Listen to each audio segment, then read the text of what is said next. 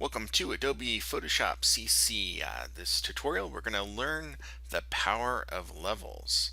So if you look at this image here, I mean it looks pretty good, overall really good actually. But if we look at the original photo, this is the way it originally looked like. And I thought, I took this photo, it looked really great. I was like, ooh, cool, I got this cool light from the sun. By the way, this is at Arches National Park in Utah, and basically over the last summer went over on this trip up hiking up to see the arches, and right here, you can see here that's all washed out at the very top here. We have some contrast, but if we add this beautiful levels adjustment here, you can see how that really affects the image. And then this layer here is a separate layer that has basically detail in the sky here. What I want to show you first is turn off these layers here, and I'm going to select this one layer, this background copy here, and add a levels adjustment just to show you if I basically click on the levels adjustment here. By the way, if you don't see your adjustment palette, go to Window and go down to Adjustments, make sure that's checked, and the levels is the second icon here. If I crank up the black and bring it all the way over, or the gray all the way over, you'll start to see there is some detail up here, but you can see there's some crazy artifacts that happen by doing that. So I could do this, crank it up, and then bring this over and copy it, but basically you get some pretty gnarly results. The way I went about this was to actually open it up in Camera Raw and adjust the exposure.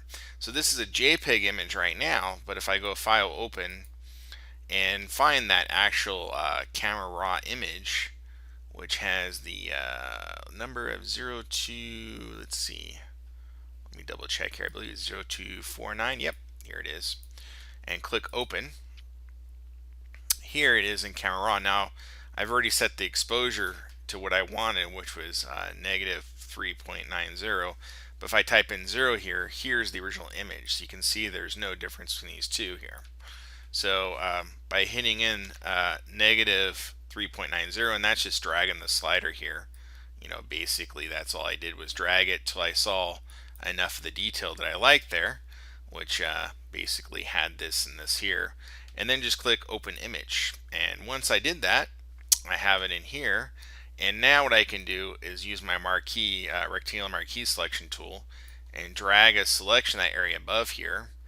And it doesn't really matter exactly how much, but I want to make sure I got the whole sky there, and then just hit Control C and then go back to my new image here with the layer, you can see it there, and then hit Control Shift V to paste in place. Now obviously we need to mask this area out, so in order to do that properly, I actually went to my original photo, which I can work off this background copy or the original, and use the wand tool. And by clicking in here, by default this has a tolerance of 32. When I click in here, I get most of that area, which is pretty good. If I wanted to get these little guys here, which originally I wanted to do, you would drop this tolerance to 15, and then you can select these little bits. But I realized after going through this process that pretty much this is all I wanted, so the default 32 works pretty well. And then I just click on that layer and turn it on, right? So I have the sky selected, and then I click on the square circle to add the layer mask. Voila! Now it needs a little bit of feathering, so if I double click in the mask, I can increase the feathering a little bit, and that helps a little bit. But it definitely needs to basically get rid of this ridge here. So I'm going to click on the mask, switch to my paintbrush tool by hitting the B key, right click, and make sure I have the soft fuzzy brush selected.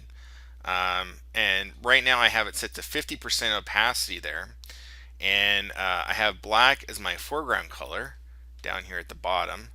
And if your black isn't your foreground color, you can hit the X key. But basically what I want to do is just paint out this whole area here, and I'm okay with this area being clipped, basically, but as I come across here, I wanted this kind of effect where the light goes through, but we still see those cool clouds there.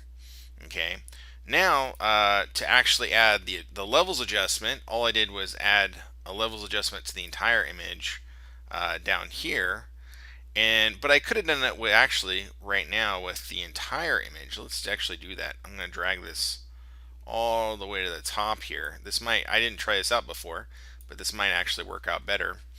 And then there's this auto feature. So what I'm going to do is hold Alt or Option and click on the auto feature, and you get the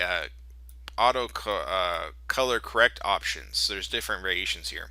Now you can access this, I'm going to cancel out by clicking on this little flyout widget here and go down to auto options, and you get that same menu. But you can click through and see which of these guys works the best.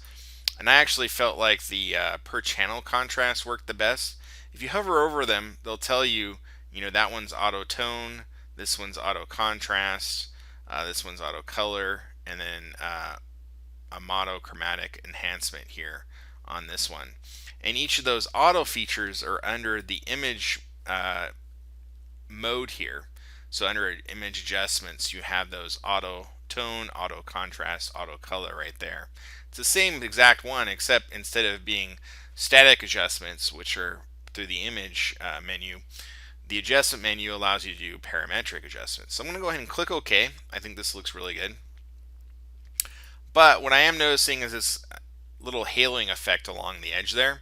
So again, I'm going to click on the layer mask here and basically maybe reduce the size of my brush a little bit and just paint away there to get some of that light, that luminosity of the highlight. Now I got to be careful here. I'm going to undo that a little bit.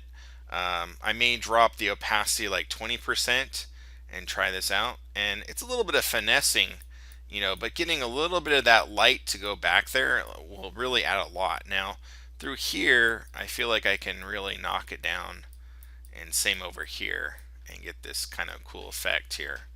And talk about a powerful image now. Again, here is before and here is after.